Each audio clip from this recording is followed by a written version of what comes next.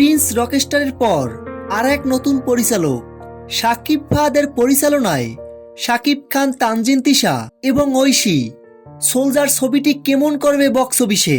Soldier ছবিতে অনেক কিছু নতুনত্ব আছে। শাকিব খানের সাথে তানজিন তিশা এবং ঐশীর প্রথম ছবি এবং পরিচালকের সাথেও প্রথম সিনেমা এটি। শাকিব খানকে প্রথমবারের মতো কোনো সেনা কর্মকর্তার ভূমিকায় দেখা যাবে। ইতিমধ্যে ব্যাংককের শেষ লটে শুটিংয়ের জন্য শাকিব খান সহ সোলজার সিনেমার পুরো টিম সেখানে শুটিং করছেন।